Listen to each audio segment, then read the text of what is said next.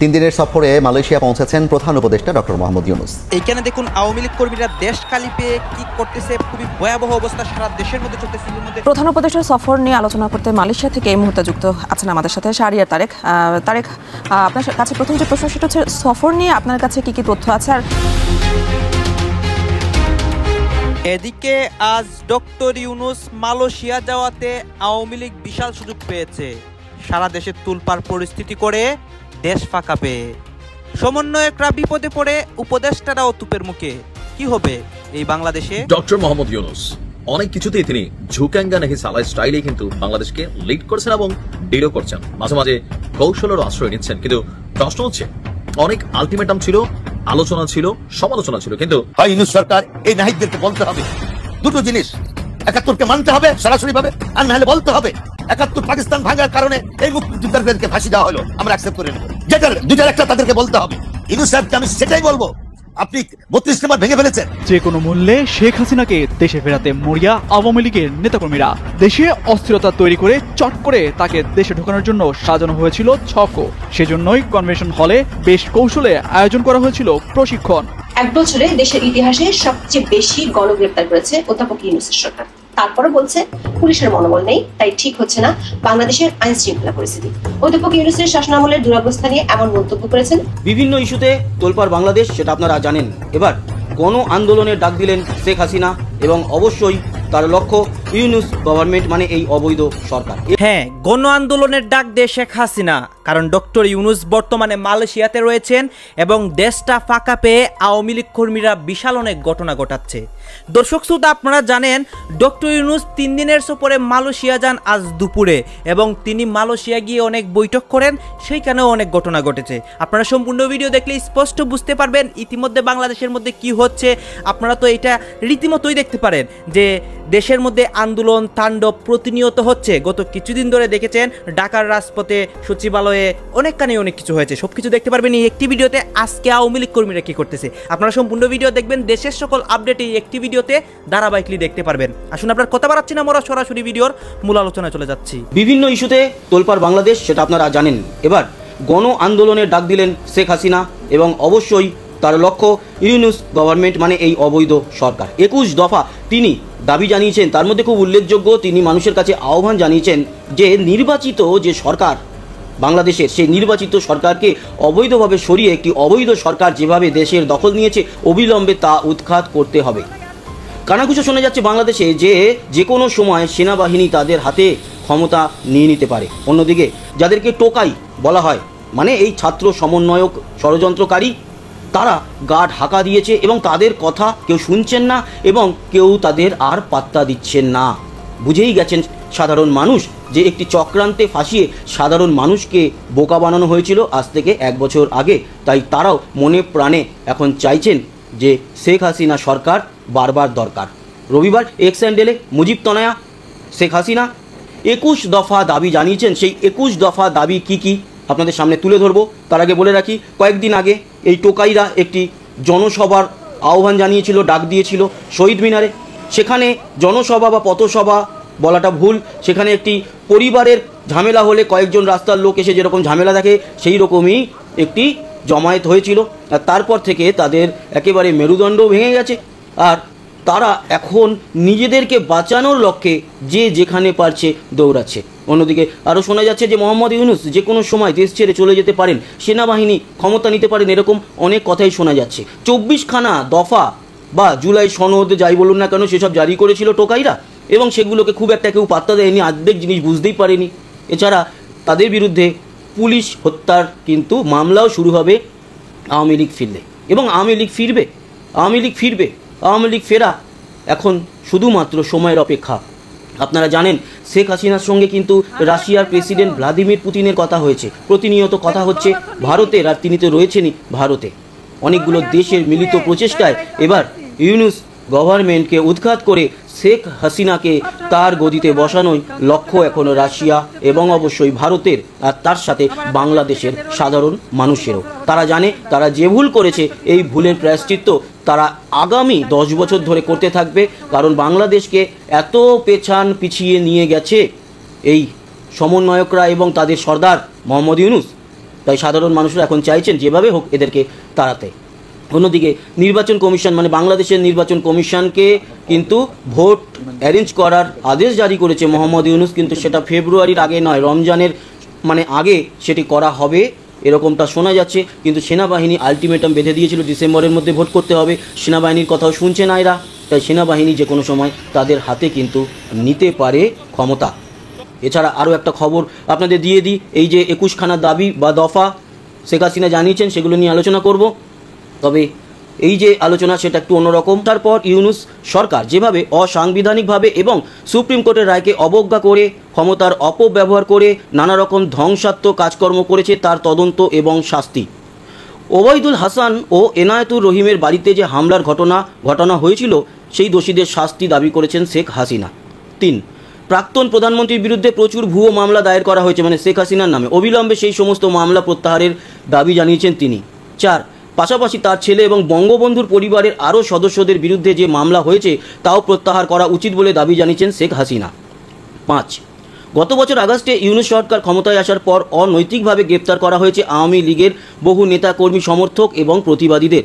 যে কোনো মূল্যে শেখ হাসিনাকে দেশে ফেরাতে মরিয়া আওয়ামী লীগের নেতাকর্মীরা। দেশে অস্থিরতা তৈরি করে চট করে তাকে দেশে ঢোকানোর জন্য সাজানো হয়েছিল ছকও। সেজন্যই কনভেনশন হলে বেশ কৌশলে আয়োজন করা হয়েছিল প্রশিক্ষণ, যেখানে অংশ নেয় আওয়ামী লীগ ও এর অঙ্গ সংগঠনের 2 থেকে 300 নেতাকর্মী। পরিচয় গোপন রাখতে ব্যবহার করতেন বিশেষ ধরনের এক কোড। এভাবেই কার্যক্রম নিষিদ্ধ আওয়ামী লীগের গেরিলা প্রশিক্ষণ নিয়ে সব পরিকল্পনা ফাঁস করেছেন ভাটরা থানার মামলায় গ্রেপ্তার চালক লীগের সভাপতি মিলন শিকদার। আদালতে দেয়া তার জবানবন্দিতে বেরিয়ে আসে এমনই চাঞ্চল্যকর তথ্য। রোববার তাকে আদালতে হাজির করা হলে স্বেচ্ছায় জবানবন্দি দিতে সম্মত হন তিনি। পরে ঢাকা মেট্রোপলিটন ম্যাজিস্ট্রেট তার জবানবন্দি রেকর্ড করেন। জবানবন্দিতে চালক লীগের সভাপতি বলেন, সোবহান গোলান্দাজ নামের এক আওয়ামী লীগ সমর্থক তাকে সেখানে নিয়ে যান। ওই সভায় কার্যক্রম নিষিদ্ধ আওয়ামী লীগ ও তার অঙ্গ সংগঠনের 200 থেকে 300 নেতাকর্মী সরাসরি এবং অনলাইনের মাধ্যমে অংশগ্রহণ করেন। প্রশিক্ষণের দায়িত্বে ছিলেন মেজর সাদিকের স্ত্রী সুমাইয়া জাফরিন। তিনি সব পরিকল্পনা সম্পর্কে বিস্তারিত বলেন। এর আগে এ মামলায় বুধবার মেজর সাদিকের স্ত্রী সুমাইয়া জাফরিনকে গ্রেপ্তার করা হয়। পরদিন আদালতে হাজির করে 7 দিন রিমান্ড চাইলে 5 দিন রিমান্ড নিয়ে জিজ্ঞাসাবাদের অনুমতি দেন আদালত। ওই দিন শুনানিতে আদালতকে সুমাইয়া দাবি করেন তার নামে দোষ চাপানো হচ্ছে। কনভেনশন হলে আগে থেকে সবকিছুই অ্যারেঞ্জ করা ছিল। তিনি মেজর সাদিকের সাথে সেখানে গিয়েছিলেন।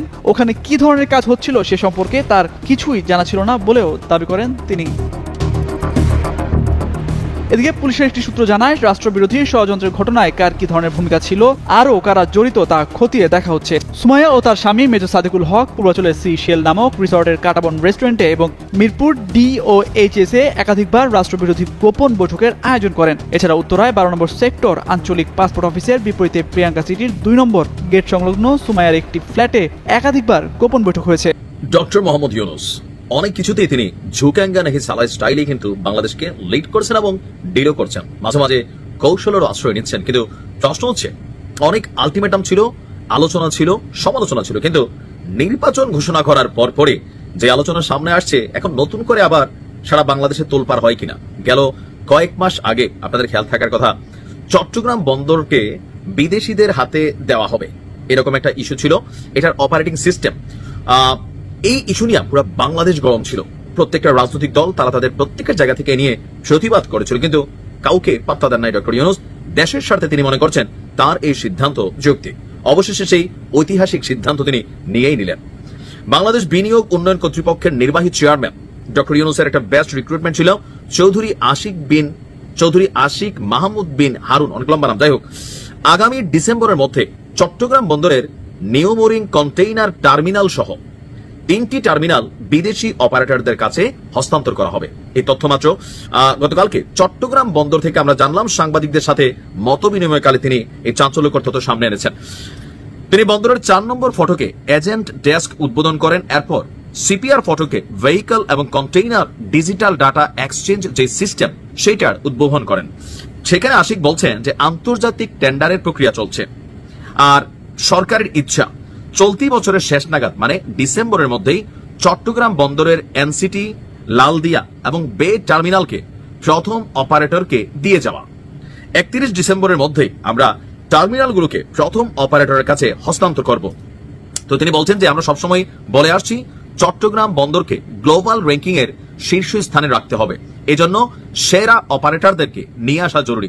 বর্তমান বন্দরে নানা ধরনের সংস্কার কার্যক্রম চলছে, তবে আমরা প্রায়ই যে অভিযোগগুলো শুনি তার মধ্যে দুর্নীতি এবং হয়রানির বিষয়টি সবচেয়ে বেশি, সেটিও কমে আসবে।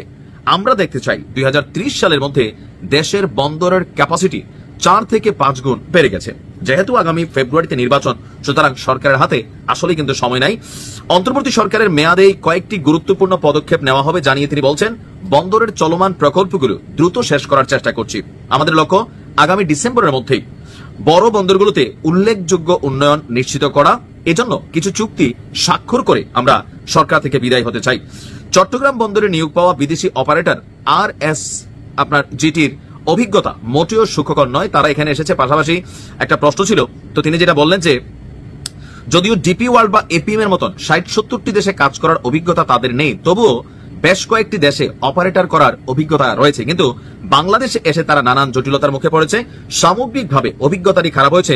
মূল সমস্যাটি হচ্ছে বাংলাদেশ সরকার আগে কখনো আন্তর্জাতিক অপারেটরদের সঙ্গে সরাসরি চুক্তি বা কাজের অভিজ্ঞতা অর্জন করেননি। মানে এখানে যারা নিয়োগ পাইছে বিদেশি অপারেটর সম্ভবত কোন একটা সেক্টরে, যেটার নাম হচ্ছে আপনার RSGT, যেটা রেড সি গেটওয়ে টার্মিনালকে সম্ভবত দেখভাল করছে। তো এখানে অনেক কিছু আছে, বাংলাদেশের চাঁদাবাজি আছে, বন্দর নিয়ন্ত্রণ আছে, তারপর অসহযোগিতা আছে, ধান্দার রাস্তা বন্ধ হয়ে মানুষের মাথা মতো আউলাই যাবে, সব পুরো ডিপার্টমেন্ট আলো যাবে। কারণ এদেশে তো দেশের উন্নতি কম চাই, আমরা নিজেদের উন্নতি চাই, পকেটের উন্নতি চাই, অর্থনীতির উন্নতি চাই, তবে সেটা নিজের দেশের না। এখন এই সিদ্ধান্ত আসলে কতটুকু সরকার বাস্তবায়ন করে যেতে পারবে? কারণ এক বছরে দেশের ইতিহাসে সবচেয়ে বেশি গণগ্রেপ্তার করেছে অধ্যাপক ইউনূসের সরকার। তারপরে বলছে পুলিশের মনোবল নেই, তাই ঠিক হচ্ছে না বাংলাদেশের আইন শৃঙ্খলা পরিস্থিতি। অধ্যাপক ইউনূসের শাসনামলের দুরবস্থা নিয়ে এমন মন্তব্য করেছেন এক সময়কার তার শুভাকাঙ্ক্ষী হিসেবে পরিচিত একটি আন্তর্জাতিক সংস্থা।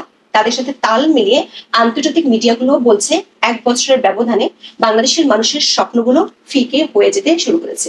যে আন্তর্জাতিক মিডিয়া সংস্থাগুলো একসময় ডক্টর ইউনূসের প্রশংসায় পঞ্চমুখ ছিল, আজ তারাই তার সরকারের ব্যর্থতা নিয়ে সরব। তুলে ধরছে হতাশাব্যঞ্জক প্রতিবেদন। প্রশ্ন উঠছে, ম্যাজিক ম্যান ইউনূসের প্রতি বিশ্বের সেই মোহ কেন উধাও হলো? কেন আর আগের মতো কাজ করছে না বিশ্বজুড়ে ছড়ানো পিয়ার নেটওয়ার্ক? দেশে জনসমর্থন যখন তলানিতে, তখন বিদেশেও কি বন্ধুহীন হয়ে পড়ছে নোবেলজয়ী সরকার?